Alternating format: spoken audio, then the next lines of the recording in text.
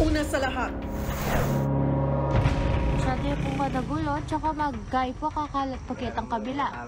sa pulsa video kung paanong nabalot ng apoy ang paanan ng Mount Arayat. Magdamag ang sunog na yan. Sa tindi ng apoy, naabot pati ang malaking bahagi ng protected area. Ang nakikitang sanhi ng apoy, kaingin. Ang buong detalye kaugnay niyan, abangan maya-maya lang. Live mula sa himpilan ng News 5. Simulan na ang balitaan dito sa Frontline Pilipinas. Magandang gabi Pilipinas, ika-18 araw ng Abril taong 2024. Kasamang buong pwersa ng News 5. Narito naman po Frontline na balita. Panghuhuli at paninikit sa mga e-bike at e-trike na dumaraan sa National Road sa Metro Manila, pinatigil muna ni Pangulong Bongbong Marcos. 2,500, nakimulta niyan. Napakabigat na para sa kanila. Brownout, pinangangambahan na naman ngayong naka-red alert ang Luzon at Visayas grid dahil sa kakulangan ng supply ng kuryente. At ilang lugar sa Metro Manila, mawawalan din ng tubig ngayong gabi. Anak ng dating Congressman Arnie Teves, tinangka umanong suhula ng mga pulis sa Timor-Leste para bigyan ng special treatment ang kanyang ama. Babaeng grade 8 student sa Agoncillo, Batangas, patay matapos biglang barilin sa batok habang papasok sa eskwelahan. Asong halos isang buwang na trap sa pader, nasagip sa Dasmariñas, Cavite. Social media personality at may-ari ng patok na paresa na si Diwata, inaresto dahil sa pangahampas ng walis tingting noong 2018. First Lady Liza Araneta Marcos, inaming may hidwaan sila ni Vice President Sara Duterte. Pupunta ka sa rally, tatawagan yung presidente mong bangag, di ba you're going to laugh? Tama ba yan? Even Lenny never did that. Pangulong Bongbong Marcos, kabilang sa 100 Most Influential People of 2024 ng Time Magazine. At Andre Felix, bagong kasangga sa pagbabalita dito sa TV5. Posibleng kaingin o pag-uuling ang sanhi ng magdamagang sunog sa Mount Arayat sa Pampanga. Balak naman ng lokal na pamahalaan na mag-cloud seeding para umulan sa bundok. Live mula sa Arayat, Pampanga, nasa frontline ng balitang yan, si Rainiel Pawid. Rainiel, patuloy pa rin ba ang apoy dyan? Cheryl, kanina pa ngang alas 5:30 ng umaga ay na-fire out na yung grass fire doon sa bahagi ng Mount Arayat. Pero kahit ganyan ang nangyari, 24/7 pa rin ang monitoring ng mga otoridad dahil sa posibilidad ng muling pagsiklab ng apoy dahil ang malaking bahagi ng bundok ay tuyong-tuyo pa rin. Sabi po madagulo, tsaka mag-gay po kakalat pakit ang kabila. Sa videong yan ni Grace Giao, makikitang naglalagablab ang apoy at binalot ang paanan ng Mount Arayat sa Pampanga kagabi. Sinasabi din nila parang mukhang sadya kasi nakapaikot po talaga yung sunog. Miyerkules ng hapon nang sumiklab ang apoy sa bundok, sakop ito ng Barangay Baliti at itinuturing na protected area. Ayon sa Municipal Fire Department, gumapang ang apoy mula sa katabing bayan ng Magalang kaninang alas 5 ng madaling araw nang ideklarang fire out ang sunog. Unang linggo ng Abril nang magliyab din ang katabing bahagi ng naturang bundok. Ikinababahala ngayon ng BFP ang paulit-ulit na pagsiklab ng apoy dahil na rin sa init ng panahon. Dagdag pasakit pa ang daraanan ng mga bumbero. Sinubukan nating lapitan para maapula nga yung sunog. Pero unsuccessful ang efforts natin dahil nga considering the terrain, the distance, dahil it approximately mga 5 kilometers or more dun sa kinatatayuan natin.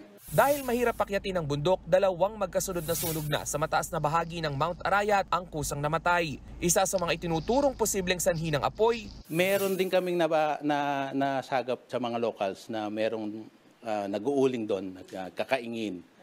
Meron din. Sa drone video na ito, makikitang naabo ang malaking bahagi ng protected area. Kasabay niyan, may mga bakas din ng pag-uuling sa bundok. Umuusok pa nga ang mga kahoy na ginawang uling.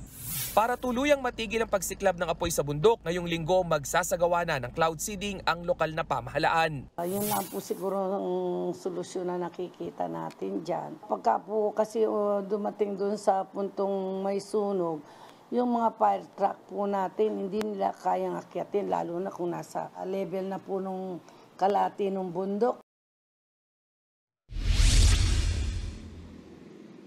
Cheryl, tiniyak naman ng local fire department na ligtas na yung mga residente doon sa baba ng Barangay Baliti. Dahil simula doon sa fire area ay 5 kilometers pa yung layo doon sa pinakamalapit na komunidad. Tiniyak naman ng lokal na pamahalaan na ngayon ay pagtutuunan nila ng pansin ang isang task force para siyasatin naman yung mga nag-uuling o nagkakaingin nga doon sa taas ng bundok. Cheryl. Maraming salamat, Raynel Pawid. Dead on the spot ang isang dalagita matapos barilin habang papasok ng eskwela sa Agoncillo, Batangas. Para isipan pa rin ang motibo sa krimen. Nasa frontline ng balitang yan si Gary De Leon.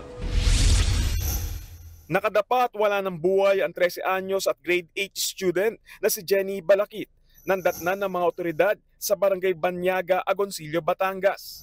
Nasawi siya matapos barilin ng di pa nakikilalang salarin. Base sa investigasyon, papasok sana sa eskwela ang biktima kasama ng kababatang kapatid at 2 pang kaanak na bata nang mangyari ang krimen. Kausap pa ni Balakit ang mga kasama nang bigla na lang barilin ng sospek. Binaril po ng malapitan. Bali, bato ko sa batok, tapos dito bandang kilay na lumabas. Ang ginamit pong baril ay caliber 9mm. Isang putok lang, sir. Bago ang insidente, nakita na raw ng ilang testigo ang gunman na nakatambay sa kalsadang daraanan ni Balakit patungo sa Banyaga National High School. Ilang metro lang ang layo ng crime scene mula sa bahay nila Balakit. Kala ko is naghahatid lang din ang anak niya sa eskwelahan. Nagbiruan pa nga daw po sila. Ayun pala, yun na nga ho pala yung suspect, nag-aabang na ho dun sa may kanto ng bahay po ng ating biktima. Agad tumakas ang lalaki sakay ng isang motorsiklo matapos ang pamamaril. Blanco ang pamilya ni Balakit sa motibo ng pagpaslang sa kanya. Wala raw kaaway at palaging nasa bahay lang si Balakit. Hindi ko po alam kung siya'y napagkamalan o sadya siyang papatayin. Wala ko kaming alam, wala ko akong alam na kaaway ng pamilya nila. Wala po kaming alam. May persons of interest na raw ang mga pulis. Nagkasa na rin sila ng manhunt. Nung makakuha tayo ng tamang description, ito po actually ongoing po yung backtracking natin. Naghahanap po yung mga kapulisan natin dito sa Agoncillo ng mga CCTV na maaring nadaanan po ng ating suspect. Nagbabalita mula sa frontline, Gary De Leon, News 5. Arestadong isang sospek na nambudol sa 2 senior sa Talisay City, Cebu. Nagpakilala pa siyang Koreana na na-scam daw. Nasa frontline ng balitang yan si John Aroa. Arestado ang senior citizen na ito matapos mambudol ang mag-asawang senior citizen sa Talisay City, Cebu. Biyernes ng hapon nang lapitan ng sospek at 2 kasabwat na babae ang mag-asawang biktima. Nagpaawa ang mga sospek at pinalabas ng mga Korean sila at na-scam. Naawa naman sa kanila ang mag-asawang biktima. Pinasakay pa ng mag-asawa ang mga sospek sa kanilang sasakyan at inihatid sa tindahan ng mga construction materials sa Talisay City. Nagawa raw ng mga sospek na utuin ang mga biktima para bilan sila ng mga materyales sa naturang tindahan. Nahagip sa CCTV ang paglabas ng mga sospek at biktima sa store. Pagbalik nila sa sasakyan, nakiusap pa raw ang mga sospek na kung pwede ay kunin muna ang mga alahas na mag-asawa kapalit ng isang backpack. Nagkakahalaga ng 200,000 piso ang mga alahas, pero napaniwala ang mga biktima na may laman namang 1,000,000 piso ang backpack. Nang magkapalitan, biglang naglahong parang bula ang 3 sospek. Nang buksan na mag-asawa ang bag, puro papel lang pala ang laman nito. Mabilis na paraan, ikaw parang 1,000,000. Para lang doon sa alahas mo na, for example, nagkakalaga ng 100,000. So, maingganyo ka na ibigay yung alahas mo. Yung alahas binigay mismo. Binigay mismo kasi nagmakaawa. Ayon sa mga pulis, posibleng na-hypnotize sa mag-asawang senior. Naaresto naman sa follow-up operation ng pulisya ang suspect na si Gertrude Salvador. Positibo siyang tinukoy ng mga biktima. Yun nga lang, hindi na nabawi sa kanya ang mga nanakaw. Napag-alamang notoryo sa pambubudol ang suspect na kadalasan ng bibiktima ng mga senior. Makita sa target na matanda, makita nila na may pera, may alahas. Magkaroon sila ng kwento. No, ma'am, kailangan namin ngayon ng tulong, gano'n. For example, may cash kami dito, pwede ba hiramin muna namin yung alahas mo? At saka iwan namin itong pera na ito. Nitong buwan lang din na nakulong si Salvador para sa kasong pagnanakaw. Nang makausap namin siya, itinanggi niya ang pambubudol. Nasa bahay daw siya noon. Mali talaga sila. Hindi ako ang nakabiktima sa kanila. Hindi lang muna, abogado lang. Hindi ko alam anong nangyari dahil wala akong alam. Nakakulong at nahaharap sa kasong estafa ang suspect habang hinahanap pa ang dalawa niyang kasabwat. Nagbabalita mula sa Frontline, John Arua, News 5. Timbog ang 28 anyos na babae sa Baguio City matapos mangikil ng pera sa dating nobya ng kanyang kinakasama. Ayon sa complainant, binalaan siya ng suspect na sasampahan ng kaso dahil umano sa paninira sa kanya sa social media. Para iurong ang kaso, nanghingi raw sa kanya ng 30,000 pesos ang suspect. Dito na dumulog sa National Bureau of Investigation o NBI ang biktima at naaresto ang suspect. Mahaharap siya sa reklamong extortion through intimidation. No comment naman ang suspect. Arestado ang dalawang tulak umano ng droga sa bypass operation sa Quezon City. Ang magkasabwat na suspect, isang abogado at dati niyang kliyente. Nasa frontline ng balitang yan, si Ian Suyu.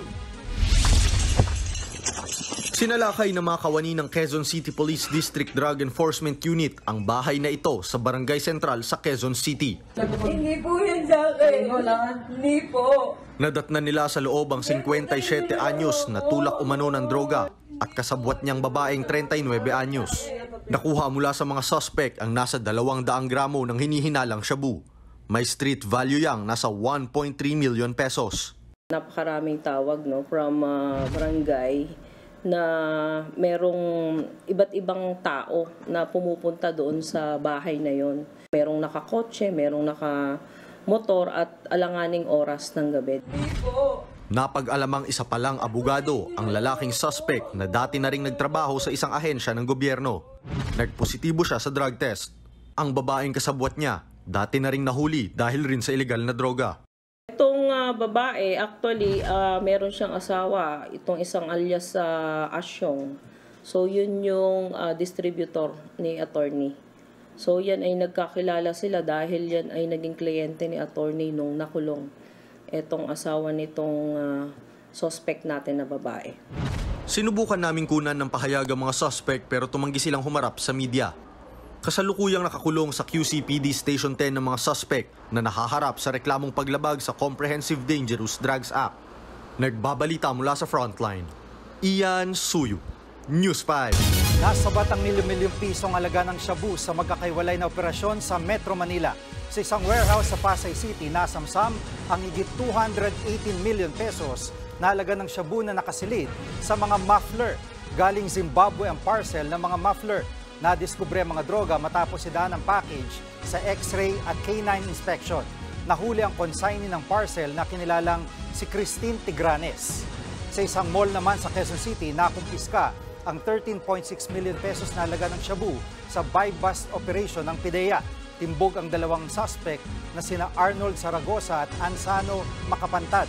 Maharap sila sa reklamong paglabag sa Comprehensive Dangerous Drugs Act of 2002.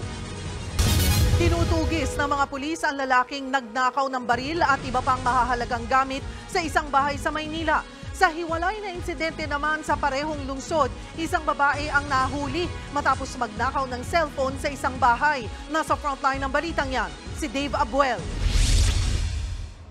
Palakad-lakad sa ilang kalsada sa Sampaloc, Maynila ang babaeng ito na nakabistida ng masapul sa CCTV. Nagmamasid na siya. Palingon-lingon siya at tila nagmamasid-masid. Naglakad-lakad pa ang babae sa Prudencio Street. Maya-maya, bigla na lang siyang kumaliwa papasok sa isang compound at dumiretso sa isang bahay. Habang ang may-ari ng bahay, nasa gilid lang ng kalsada habang nagkakasiyahan kasama ang mga kaibigan. Ayon sa biktima, hindi niya sinita ng pumasok sa gate na ito yung suspect dahil akala niya bisita ito ng isa sa mga residente sa compound. Laking gulat na lang niya na natangay na pala ng suspect ang cellphone niya. Huli na nang mapansin ng biktimang si Joseph Cortez na may nawawala siyang gamit. Maliligo po ako, kukunin ko po yung cellphone, magsa-sound trip po ako. Tapos pagtingin ko po sa charge, wala na po, charger na lang po. Nakita sa sumunod na kuha ng CCTV na lumabas ng compound ng babae na tila walang nangyari. Oo, doon galing. Patay malmal siya, no? Sa tulong ng barangay, agad na naaresto ng mga pulis ang suspect na kinilalang si Jacqueline Carillo, 43 anyos. Nabawi naman ng cellphone. Hinala ng mga pulis, pambili ng droga ang nagtulak sa suspect na magnakaw. Gumagamit siya ng illegal na droga. And pag wala siyang pera, isang paraan niya po ay magnakaw po para makabili ng illegal na droga. Umamin din daw ang suspect sa mga pulis na may mga dati na siyang kaso ng pagnanakaw. Tikom naman ang bibig ng suspect nang usisain ng media. No comment po, ma'am. Nasa kustodiya na ng Sampaloc Police Station si Carillo na maharap sa reklamong theft. Mistulan ring nagmamasid ang nakadilaw na lalaking ito nang masapul sa CCTV sa Sampaloc, Maynila madaling araw nitong Lunes. Nilapitan pa niya ang ilang gate at tila may sinilip. Sa isa pang kuha sa Meglin Street, bagamat paputol-putol ay nahagi pa rin ang pagpasok at paglabas niya sa isang bahay. Kapansin-pansin ding puti na ang suot niyang damit. Pinasok na pala ng suspect ang isang kwarto sa bahay doon. Ayon sa biktimang isang government employee, naiwang bukas ang kanilang gate at tulog na sila ng kanyang mga kasama sa bahay kaya hindi nila namalayan ang pagnanakaw. Tinangay ng suspect ang bag na naglalaman ng ilang mahalagang gamit nila.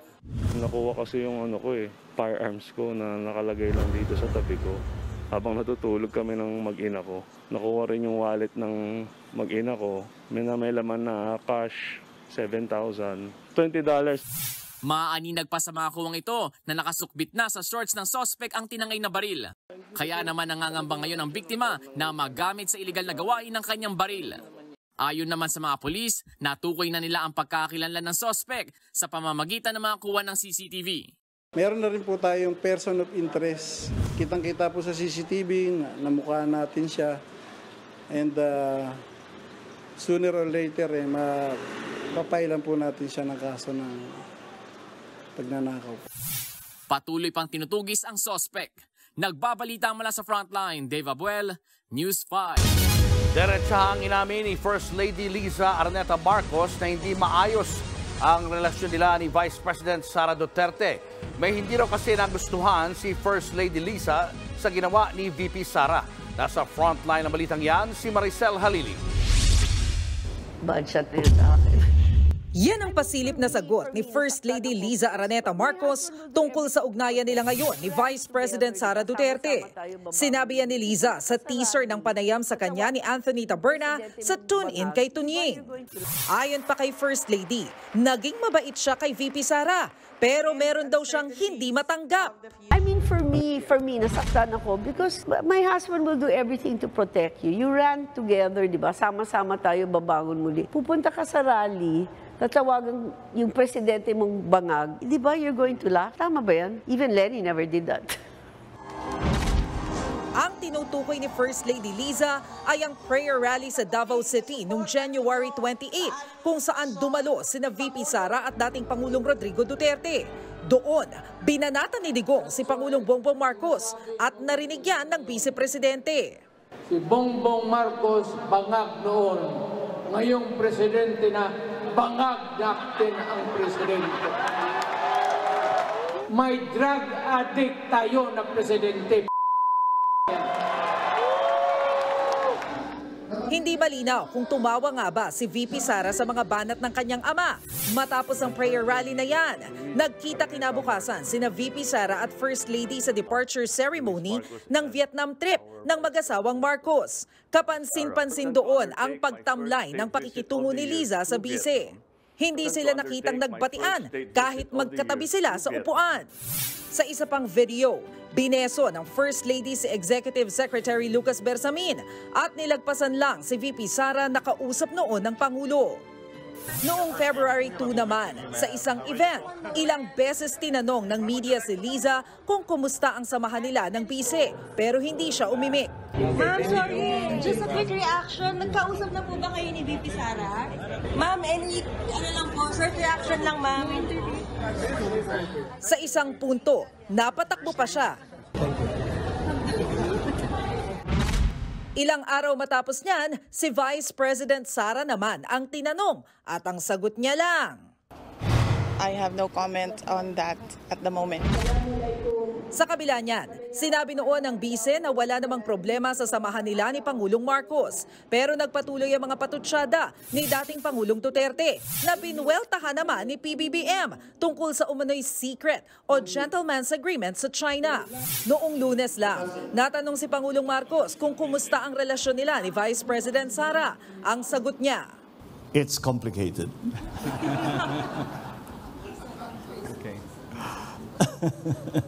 It's complicated. Wala namang pahayag pa ang bise sa mga bagong sinabi ni First Lady Liza Araneta Marcos. Nagbabalita mula sa Frontline, Maricel Halili, News 5. Makakaranas ulit ng manipis na supply ng kuryente ang ilang parte ng Luzon at Visayas. Base sa abiso ng National Grid Corporation, itinaas sa red alert ang Luzon Grid kaninang alas 3 hanggang alas 4 ng hapon. Maulit yan mamayang alas 8 hanggang alas 10 ng gabi. Kasalukuyan namang nasa red alert din ang Visayas Grid na tatagal ng hanggang alas 7 ngayong gabi. Ibig sabihin nito, di sapat ang supply ng kuryente para tugunan ang demand. Samantala, yellow alert naman sa mga oras na ito sa Luzon na tatagal hanggang alas 8 ng gabi. Maulit yan mula alas 10 hanggang alas 11 ng gabi. Ibig sabihin, manipis ang reserba sa supply ng kuryente sa Luzon. Ayon sa NGCP, bunsod yan ng forced outage o shutdown nang wala sa schedule ng nasa 19 na power plant. Di pa masabi ng NGCP ang dahilan ng forced outages.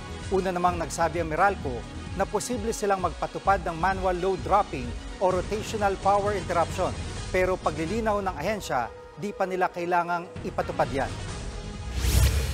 There is no need so far to implement the manual load dropping schedule or rotating interruptions here in the Meralco franchise area. So far, nakakatawid naman tayo sa Roneto. We are monitoring the situation very closely and hopefully wala tayong areas na maka-experience o magkaroon ng brownouts. Mainit na nga, abay mawawalan pa ng tubig ang ilang lugar sa Metro Manila simula po mamayang gabi. Ang mga apektadong residente, kanya-kanya ng ipon ng tubig. At live mula sa San Juan, nasa frontline ng balitang yan, si Brian Basa. Brian, nakaipon na ba ang mga residente? Oo, Cheryl, at nangumusta kami sa ilang mga residente at empleyado ng mga establishmento sa Barangay Addition Hills at kwento sa amin ang may-ari ng water station na kinatatayuan ko. Kung dati 5 galong tubig ang ino-order ng isang pamilya kada linggo, ngayon 6 o 7 ganito na ang binibili dahil higit na kailangan ng tubig ngayong mainit. Kaya ilang oras bago mawala ng tubig sa ilang lugar sa Metro Manila, nangangamba ang ilang residente na baka maglapot sila o mauhaw. Ang laki ng washing machine eh. Inaabangan ni Joy na mapuno ang washing machine na ito sa laundry shop na binabantayan niya sa Addition Hills sa San Juan. Isa ang naturang barangay sa mga mawawalan ng tubig mamayang gabi. Pero ngayong hapon pa lang, mahina na ang tulo sa gripo. Hindi kami nakadire-diretso sa paglalaba dahil kailangan pa namin gumamit ng tank, ng pump. Yun, para mapabilis yung paglalaba namin. Importante raw ang tubig, hindi lang sa negosyo, kundi lalo ngayong mainit ang panahon. Sobrang init po. Kailangan nakabukas yung aming ventilador para hindi kami mainitan. Inom lang kami ng tubig. Sa kabilang kalye naman, nag-iimbak din ng tubig si Josephine. Bukod sa gagamitin ito sa kanyang karinderya, plano rin niyang ipanligo ito ngayong gabi.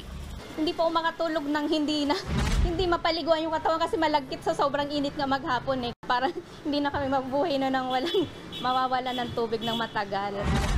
Bukod sa Barangay Addition Hills, mawawalan din ng tubig simula ngayong alas 10 ng gabi ang Barangay May Bunga sa Pasig at Barangay New Lower Bikutan sa Taguig. Hanggang alas 4 ng madaling araw yan bukas. Mawawalan din ng tubig ang 3 barangay sa Makati, kabilang ang Guadalupe Nuevo, Pinagkaisahan at Pitogo sa Lunes alas 9 ng gabi hanggang alas 4 ng madaling araw kinabukasan.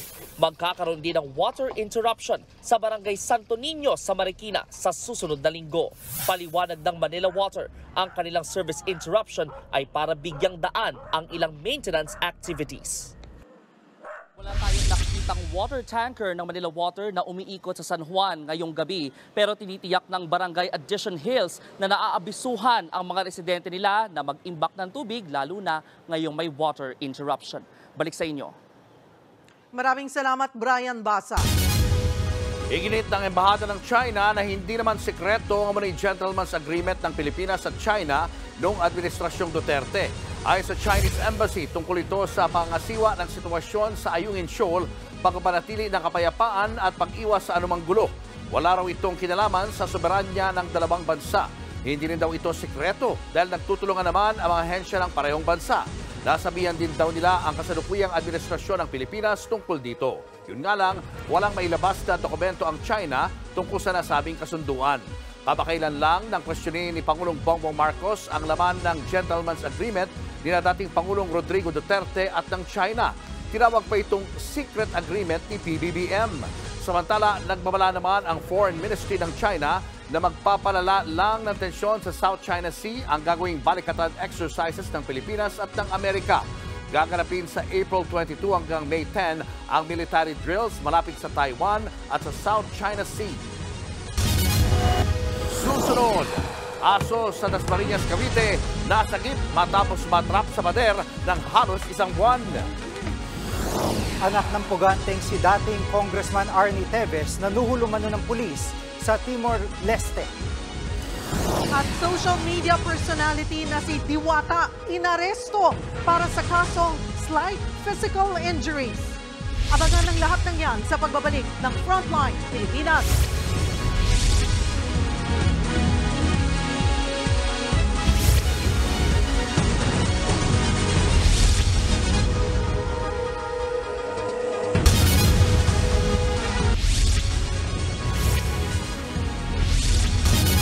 Nag-amok saka nagbantang papatayin ng isang lasing na lalaki ang kanyang kapitbahay sa Baguio. Nasa frontline ng balitang yan si Camille Samonte. Sa kuha ng video na to sa Barangay New Lucban sa Baguio, makikita ang isang lalaking may hawak na ita. Dire-diretso siya paakyat ng bahay na akala mo ay doon nakatira. Ilang beses din siyang nagpabalik-balik sa bahay. Sa isa pang video, habang nasa tapat ng parehong bahay, nakatayo ang lalaki na parabang nagwa-warm up. Ang lalaking yan, lasing pala at unang nag-amok bago pa makuhanan ng video. Kinangkarin niyang patayin ang may-ari ng bahay na si Lizelle. Kwento pa ni Lizelle, hindi ito ang unang beses na nag-amok at humawak ng itak ang suspect. Ginagawa niya raw yan tuwing nalalasing siya. Kaya ganun na lang ang takot ni Lizelle para sa kanilang seguridad, lalo't kasama niya sa bahay ang kanyang 2 minor de edad na anak kabilang ang 7 buwang gulang na sanggol. Maraming beses na, hindi lang namin siya pinapansin lalo pag nakainom. Sabi ko, hintayin pa ba namin? Hintayin pa ba namin na yung weapon niya is itaga niya, isa sa amin, bago nyo kami aksyonan? Diba? Sabi ko, hindi naman sir, mga minors sila. Sa mga babae kami. Kaya di na siya nag-atubiling magreklamo sa barangay. This is the second time, the same people complain, binato daw siya. The same.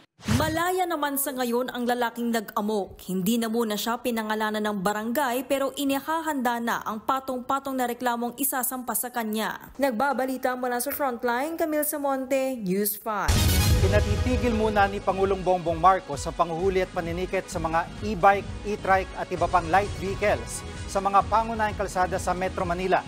Ayon sa Pangulo, masyado mabigat ang 2,500 pesos na multa para rito. Nasa frontline ng balitang yan si Gerard de la Peña. Maaga pa lang, nakapwesto na sa Quirino Avenue ang mga enforcer ng MMDA para manghuli ng mga e-bike at e-trike na dadaan dito.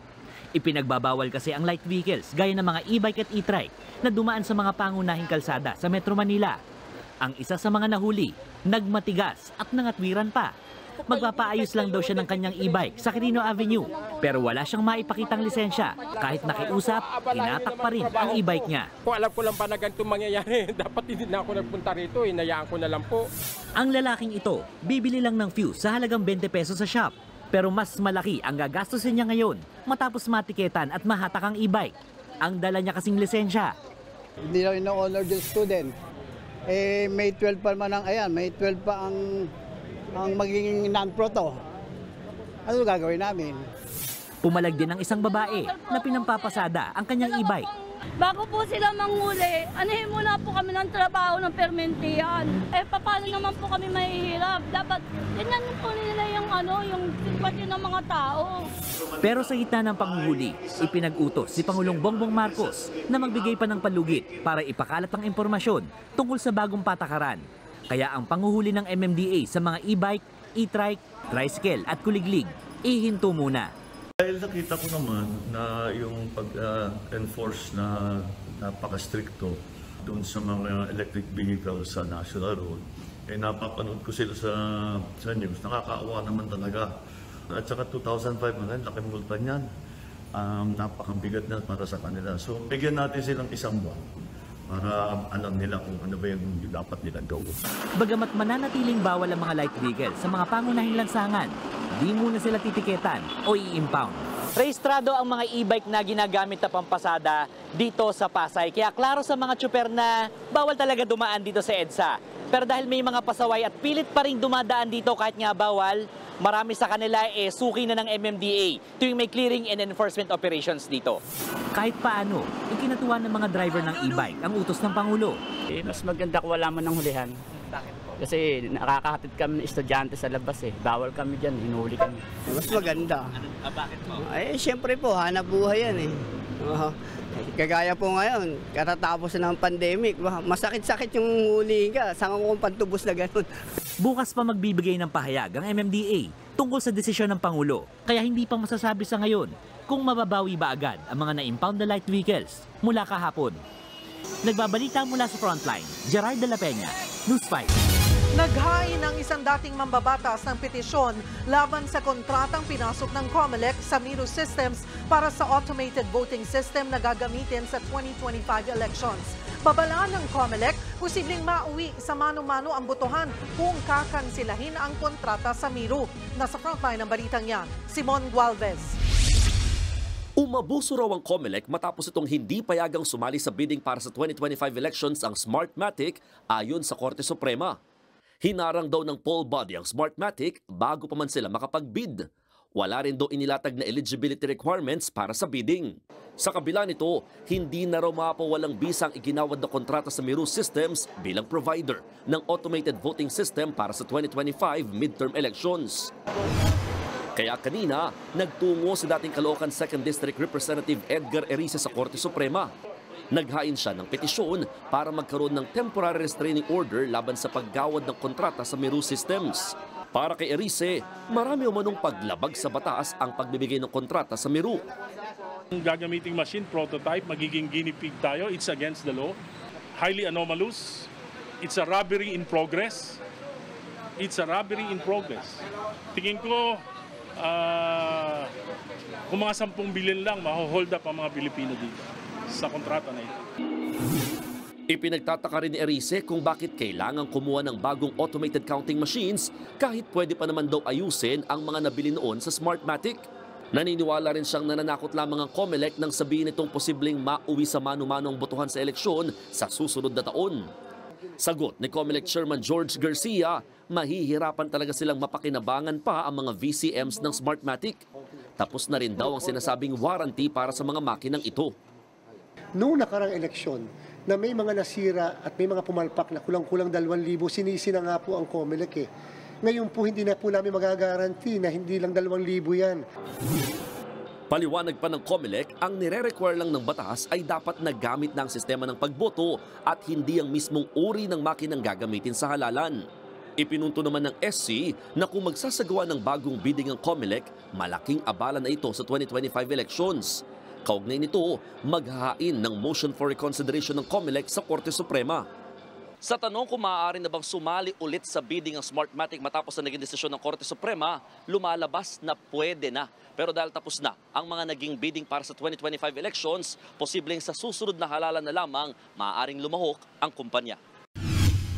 Nagpasalamat naman ang Smartmatic sa desisyon ng Korte Suprema. Aminado silang nakaapekto sa reputasyon ng kumpanya ang pag-disqualify sa kanila ng COMELEC. Pinag-aaralan na nila ang kanilang susunod na hakbang. Sa kabila nito, bukas pa rin sila na maging election service provider sa mga susunod na eleksyon. Sa amin po, siyempre kung bubuksan kung mayroong bidding na bubuksan at qualified naman kami, sumali dyan. No? Siyempre, we don't see any reason why we should not bid.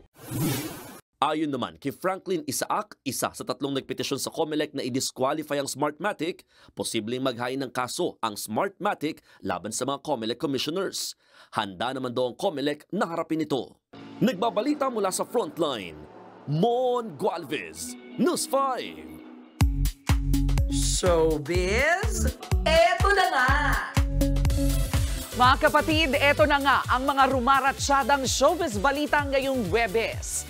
Idinaos sa isang booth ang press conference para sa MQuest Ventures at Viva Films collab movie na Men Are From QC, Women Are From Alabang. Ang lead stars itong sina Heaven Peralejo at Marco Gallio nakibonding pa sa ilang fans at press people habang bumabiyahe sa EDSA. Nasa frontline ng balitang yan si MJ Marfori.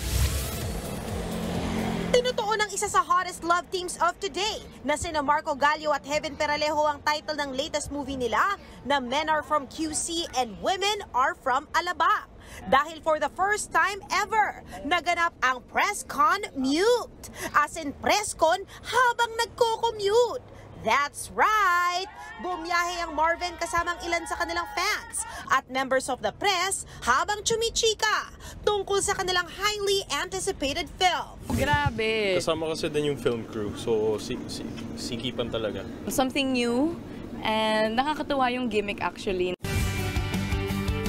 Pero bukod sa gimmick, ang tunay na tinatalakay dito ay ang matinding epekto ng distance sa isang relasyon na sinusubukang mag-work. Dadaling ka kung saan-saan sa Alabang at sa QC, pero hindi. As in, makikita mo rin actually mga sacrifices that you have to make within, your personal life. Nagpapasalamat naman ang Marvin na lagi silang trending online sa kahit ano ang gawin nila. Sometimes a boring video and make it interesting, with the edits. And it's cool. They put a lot of work.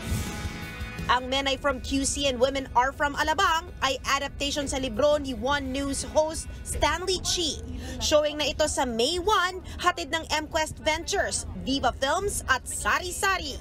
Nagbabalita mula sa Frontline, MJ Marfori, News 5. Eto pa nga, unfazed o hindi nababahala ang singer-songwriter na si Rico Blanco sa instant hit na love team ng nobyang si Maris Racal sa aktor na si Anthony Jennings.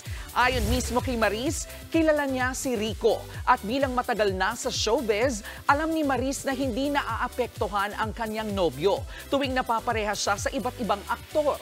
Katunayan, sobrang supportive raw ni Rico sa kanyang karera. Revelation pa ni Maris, certified can't buy me love stand-in si Rico. Ang paboritong karakter nga raw niya sa series ay si Charleston, ang kuya ni Maris sa serye played by Albi Casino. Eto pa, nilinaw ng DJ na si Mo Twister ang naging pahayag niya kung saan tinawag niyang ugly version ni Iza Calzado ang aktres na si Kay Abad. Sa kanyang programa sa radyo, sinabi ni Mo na hindi naman issue ang pahayag na yon ni na Kay o kina Kay. Mula lang yun sa kasual na usapan nilang magkakaibigan noon pang 1990s. Mismong si Kay pa nga ang nagkwento ng nangyari. Para naman kay Kay, wala lang ang naging pahayag ni Mo. Na-flatter pa nga raw siya, lalo't nagagandahan siya kay Iza. Panawagan naman ni Mo, sana'y maset aside na ang anyay ugliness na usaping ito. Susunod, Department of Justice sinimok ang Timor-Leste na ipa-deport si Arnie Teves matapos manuhulumano ang kanyang anak kapalit ang special treatment para sa ama. 15 estudyante nahulog sa ilog matapos tumawid sa hanging bridge sa Albay. At asong na-trap sa loob ng pader ng halos isang buwan, sinagip. Yan at iba pa sa pagbabalik ng Frontline Pilipinas.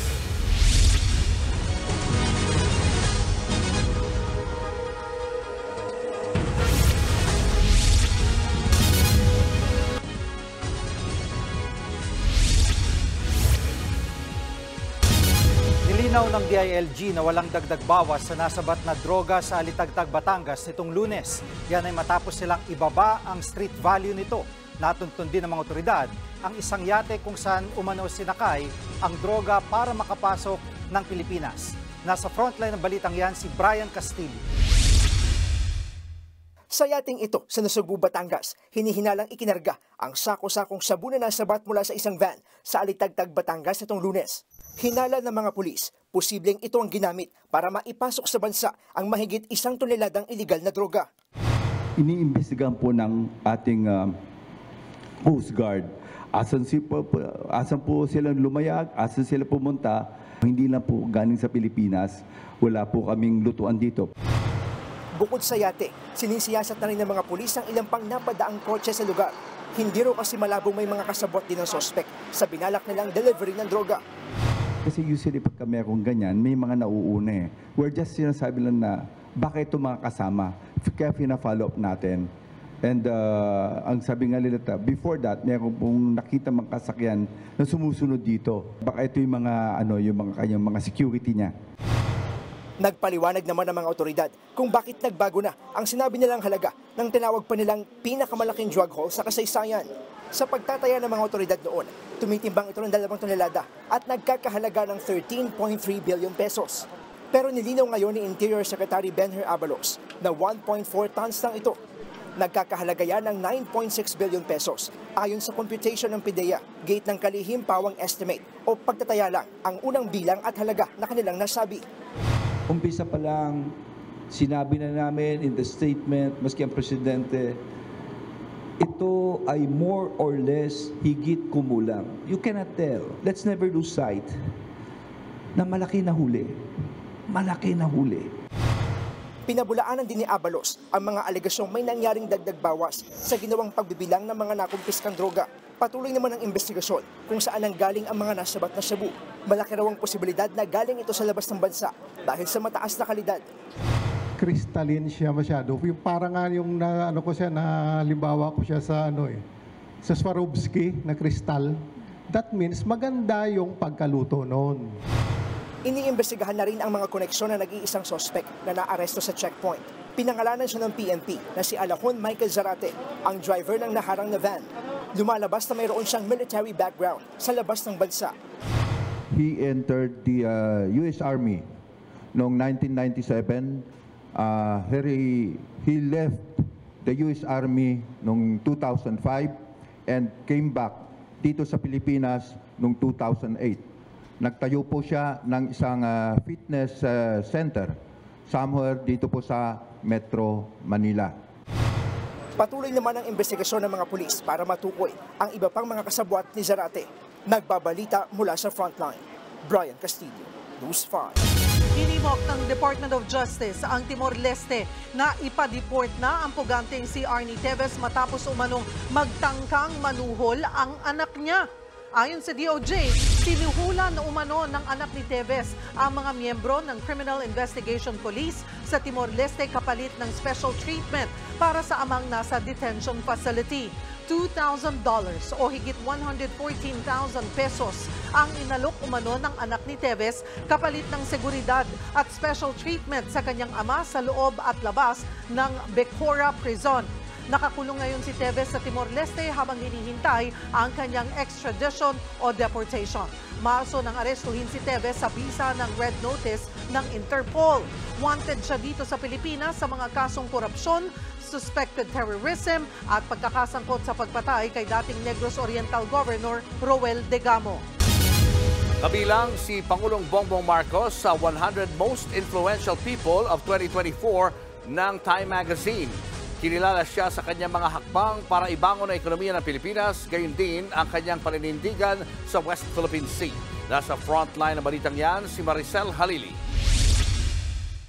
Ito ang pinakabagong issue ng Time Magazine. Tampok sa edisyong ito si Pangulong Bongbong Marcos na kinilala ng Time bilang isa sa kanilang 100 most influential people of 2024. Ayon sa Time, sa pagnanais daw ni PBBM na linisin ang pangalan ng mga Marcos, naibalik niya ang atensyon ng mundo sa Pilipinas. Mula ito sa naging imahe ng ama niyang dating Pangulong Ferdinand Marcos Sr. bilang diktador na nanlimas ng bilyong-bilyong dolyar mula sa gobyerno at lumabag sa mga karapatang pantao. Sabi pa ng Time, tumindig din ang Administrasyong Marcos laban sa pambubuli ng China sa West Philippine Sea at muling pinalakas ang alyansa sa Amerika. Nagbigay-pugay din ang Time sa mga naging hakbang ng Pangulo para ibangon ang Pilipinas mula sa pandemya at ayusin ang ekonomiya ng bansa. Para sa political analyst na si Professor Antonio Contreras, patunay ito na napapansin ng ibang bansa si PBBM, lalo't hindi ito ang mga inaasahan mula sa kanya. The strength of President Marcos is that he is breaking a lot of expectations. He's exceeding a lot of expectations. He was painted as the son of a dictator, and yet he's not living to that in a positive way. He's not living to that expectation. Giit ni Contreras, binaliktad ni Marcos ang dalawang mabigat na patakaran ni dating Pangulong Rodrigo Duterte. Una rito ang pakikitungo sa China sa usapin ng West Philippine Sea. He was painted as, iyakin, weak. But look at him now. He's the one who's standing up to China. He's able to cobble partnerships, alliances, not only with the United States, but with Japan. Naiba rin daw ang trato ng administrasyon sa giyera kontra droga. Para sa palasyo, ipinapakita ng pagkakasama ni Pangulong Marcos sa listahan ng Time na prioridad ng kanyang administrasyon ang interes ng bayan at kapakanan ng mga Pinoy. Matatandaang napabilang din sa listahan ng mga dating Pangulong sina Rodrigo Duterte noong 2017 at Noynoy Aquino noong 2013. Nagbabalita mula sa Frontline, Maricel Halili, News 5. What's up mga kapatid, habang palapit ng palapit ang 2024 Paris Olympics at naghahanda na ang mga atletang Pinoy at Pinay na sasabak para sa atin. Official na, in-announce na din ng partnership ang Signal TV at Philippine Olympic Committee para sa event. Nasa frontline ng balitang yan, si Marty Bautista. Kasabay ng pagdiriwang sa 100 years ng Filipino athletes sa Olympic Games, opisyal na inanunsyo ng Signal TV at ng Philippine Olympic Committee ang kanilang partnership sa paparating na 2024 Paris Olympics. Ang Signal ang official na magko-cover ng training camp ng Pinoy athletes sa 1-month intensive camp sa Metz, France. Matututukan ng Pinoy supporters ang mga paghahanda sa isang dokumentaryong ipapalabas sa digital, free-to-air at paid channels ng Signal TV. Imagine our reporters will be embedded and will really document kung ano po ang ginagawa ng mga atleta natin dun sa loob ng training camp ng Metz. It's a 13-part mini-series that we're building. Nakita na raw ng ating sports officials ang training facility. Isang oras na train ride lang ang layo nito mula sa Paris. Mabibigyan ng kani-kanilang lodging, sports facilities at Olympic-grade equipment. Meron po silang definite na tools, equipment, venue, Olympic-regulated for us to use on that specific training venue. And aside from that, they offered us sparring partners for those competition who has, who needs or necessary sparring partners. Ni-reveal din ng POC na si world-class Pinoy designer Francis Libiran ang opisyal na magdidisenyo ng Olympic parade uniforms. Samantala, in discussion na rin ang Signal TV para maging official rights holder ng Olympics upang maipalabas ang actual Olympic Games sa Pinoy viewers. We're doing our best, we're trying our best with the support of our chairman, Manuel V. Pangilinan, and of course the POC to secure the rights. Kasi po ang objective namin is put as many games, particularly the games where the Filipinos are competing in all available platforms. So these platforms include free-to-air. Sa June 21 na ang opisyal na send-off para sa mga atleta papuntang Paris. Nagbabalita mula sa Frontline, Marty Bautista, News 5. At lipat naman tayo ng PVL. Bigatin ang matchup ngayon sa ongoing All-Filipino Conference. Nagbabakbakan ang fan favorites Creamline Cool Smashers at Choco Mucho Flying Titans. At live mula sa Araneta Coliseum, nagbabalik si Marty Bautista. Marty?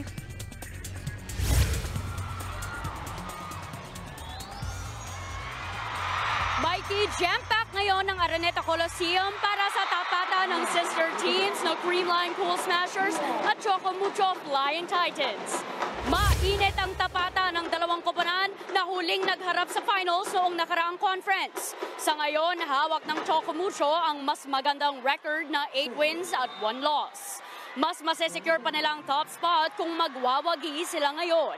Kailangan ng Choco Mucho ng 3 or 4 set victory para ma-secure ang semis ticket.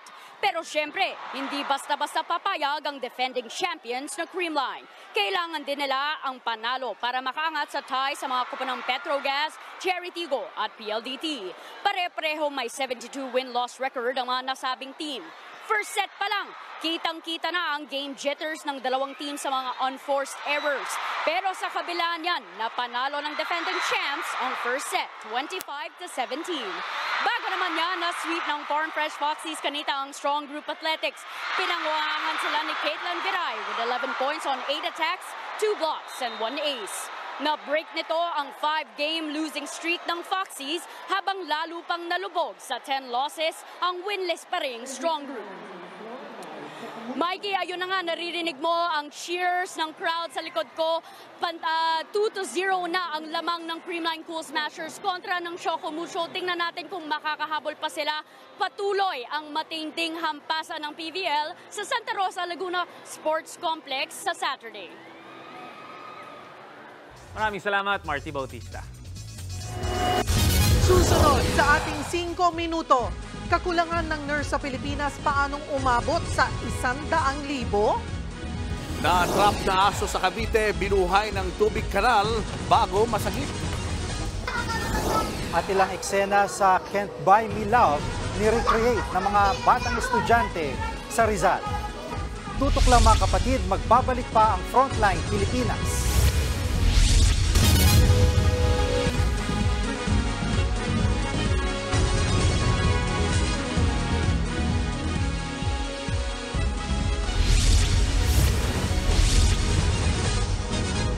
Patay ang 3 OFW dahil sa matinding ulan at baha sa United Arab Emirates kahapon.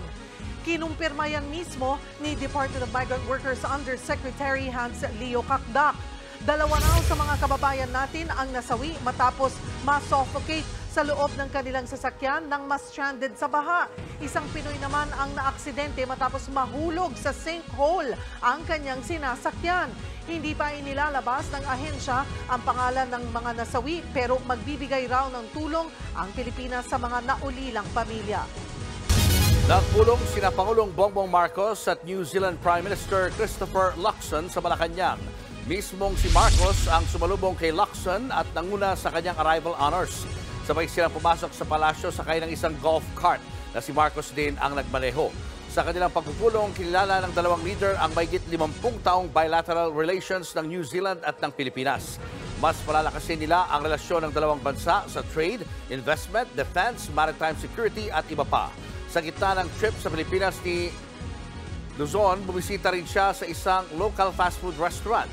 Pinost pa niya ang litrato ng kanyang pagbisita kasama ang Pinoy na miyembro ng New Zealand Parliament na si Paulo Garcia.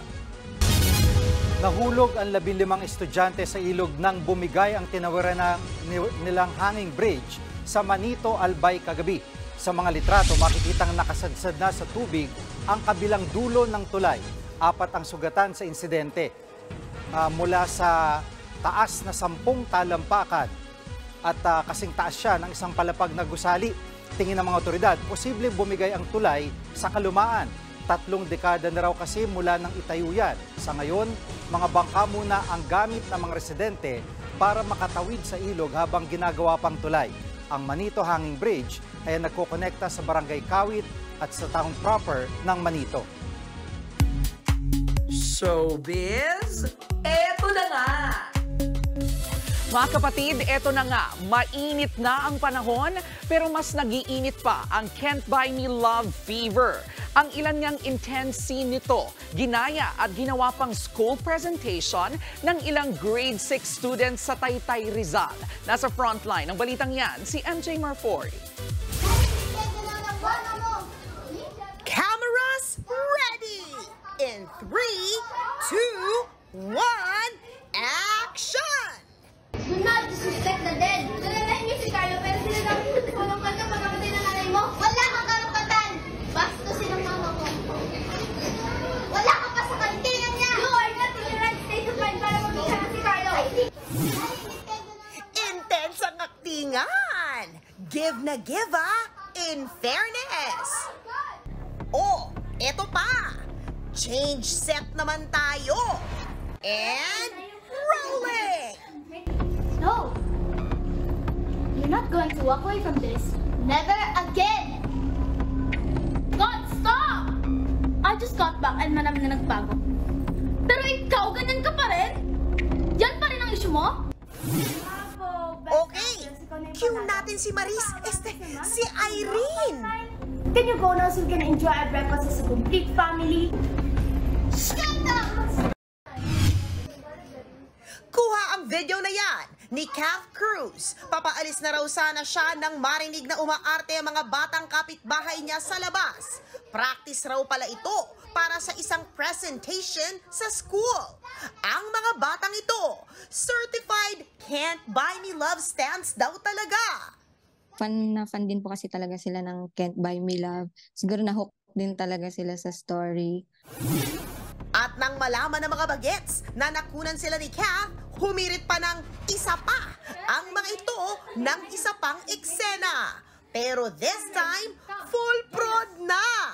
Kwento pa ni Kath, natural ang galing ng mga bata sa pag-arte. Kaya naman, hindi sila masyadong nahirapan sa pag-recreate ng mga eksena. Actually, nung kabisado na po nila yung line na yon, then, ayun, pina-video din po talaga nila sa akin. So, inantay din po nila na magkaroon ako ng available na oras para ma-videohan ko daw sila. At ngayong nalalapit na ang The Priceless finale ng Can't Buy Me Love, ang panawagan nila. Siyempre, hoping na happy ending si Bingo at saka si Ling. Ayun naman po talaga yung gusto natin makita din po talaga.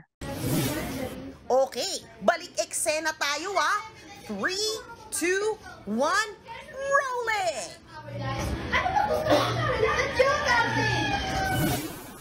Nagbabalita mula sa Frontline, MJ Marfori, News 5. Susunod, sikat na Paris vendor na si Diwata inaresto na sa kasong slight physical injury. At aso na sagip matapos matrap sa pader sa loob ng halos isang buwan sa Dasmariñas, Cavite. Marami pa kayong mga balitang dapat malaman sa pagbabalik ng Frontline Pilipinas.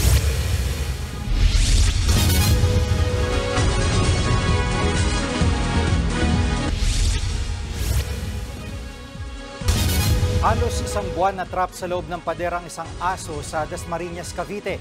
Para ma-rescue, kinailangan pang tibagin ang pader. Nasa frontline ng balitang yan si Jenny Dong.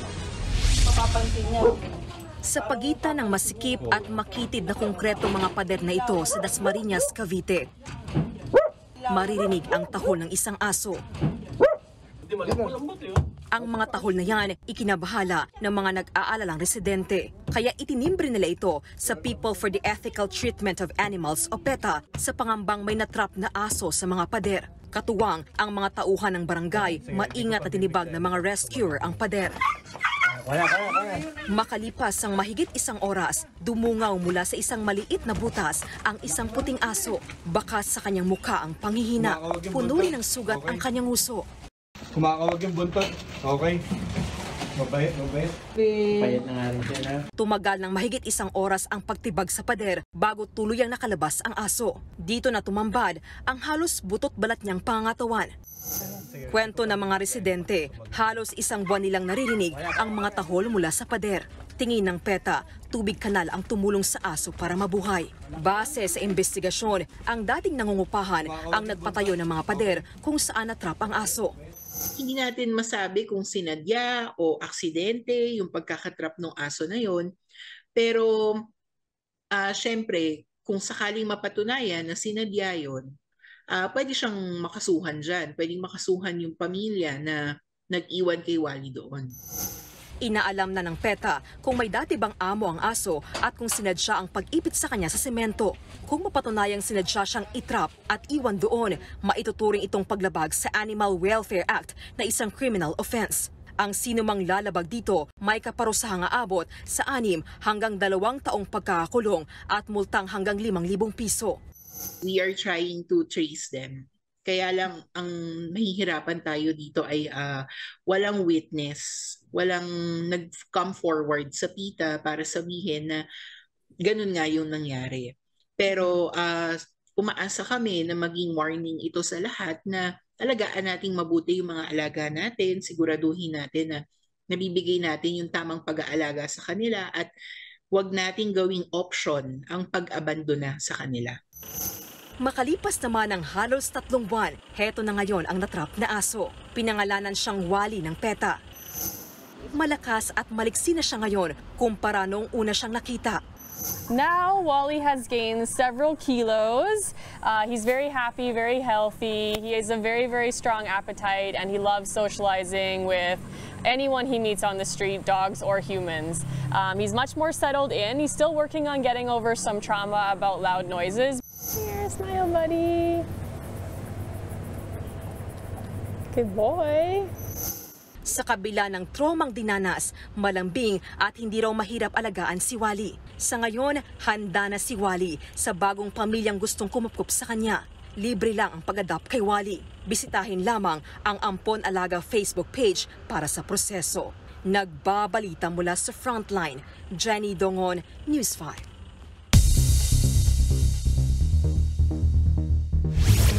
Every life counts. Yan ang pinatunayan ng mga pulis sa Dubai nang sagipin nila ang isang pusang stranded sa gitna ng baha. Saktong nagro-ronda ang mga pulis nang makita nila ang pusang yan na mahigpit ang kapit sa kotse. Nakalublob sa baha ang kalahati ng kanyang katawan. Agad naman siyang kinuha ng mga pulis at isinakay sa rubber boat. Sa ngayon, humupa na ang baha sa malaking bahagi ng Dubai. Pero problemado ang maraming pasahero sa mga paliparan dahil sa mga canceled at delayed na flights.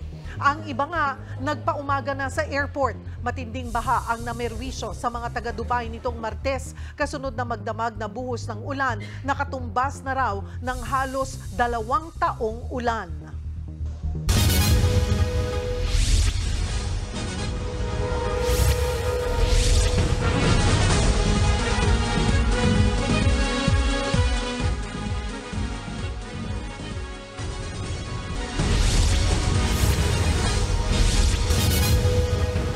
Sinagot ng social media personality at may-ari ng sikat na parisan na si Diwata ang mga kontrobersyang kinasasangkutan niya. Kabilang na riyan ang pag-aresto sa kanya at ilang beses na pagpapasara sa kanyang parisan.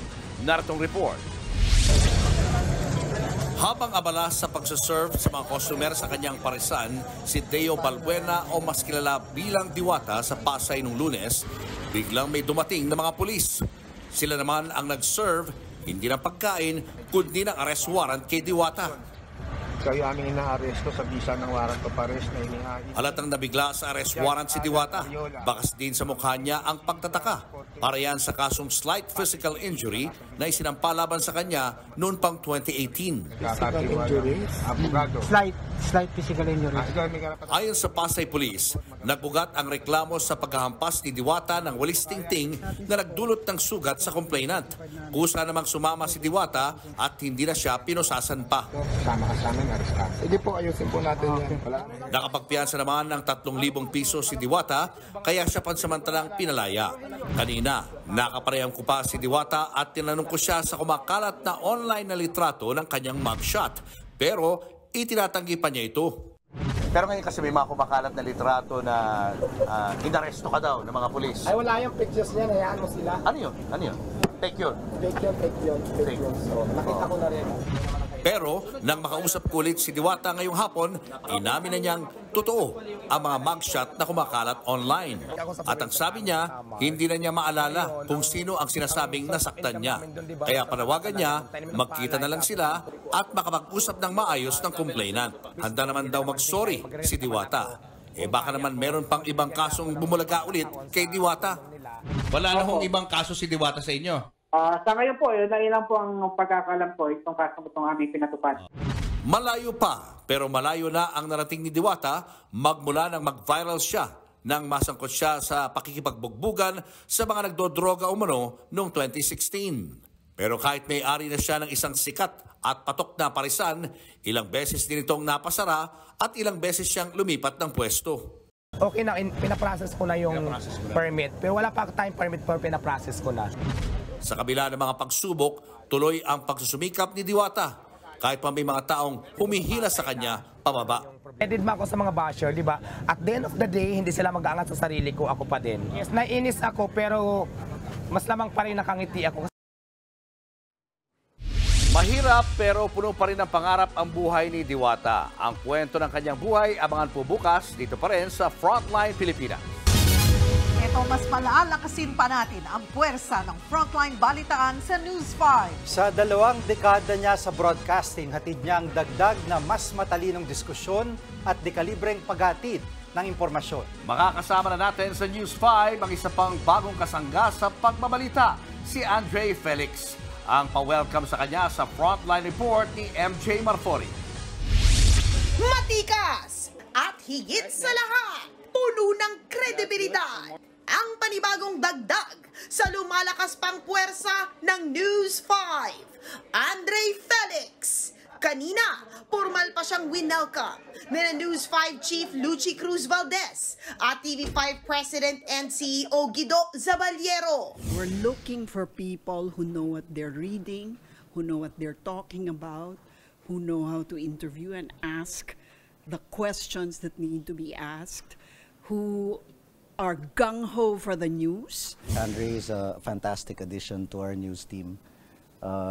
He is seasoned, he is good at what he does, and we welcome him with open arms in our humble kapatid network. Makakasama si Andre mula Lunes hanggang Linggo. Sa April 27, sasabak na siya sa Frontline Pilipinas Weekend bilang katuwang sa balitaan ni Jess De Los Santos at Nikki De Guzman. Sa May 6 naman, kasama pa rin si Jess at kasangga pa ang batikang Giorno na si Ruth Cabal. Sila ang magiging bagong muka ng umagang balitaan sa Frontline sa umaga. From the very beginning, talagang they made me feel so much like home, and I'm just really grateful. I'm honored, and more than that, it's a responsibility for me na maging kasangga, syempre sa Frontline. Nagbabalita mula sa Frontline, MJ Marfori, News 5. Welcome. Welcome, Andre. Congratulations. Andre and Ruth, no? Iti-treat namin kayo sa Paresan. Diwata. Uy, di mo man lang kami dinala ng Siken. Ano yung Siken? Yun ang bagong produkto. Sick and Joy. Sick and Joy. Letter C. Siken Joy. Lalaki naman. O bukas abangan nyo, may part 2 pa tayo. Oo, interested ako dyan. Kita nyo. Pwede ba magpa-deliver? Yung halo-halo. Oo nga, wala namang produktong halo-halo. Walang halo-halo. Wala. Siken yun eh. At yan ang mga balita at impormasyon dapat niyong malaman sa araw na ito. Mga balita para sa may alam at may pakialam. Kami ang inyong mga kasangga sa Frontline Pilipinas.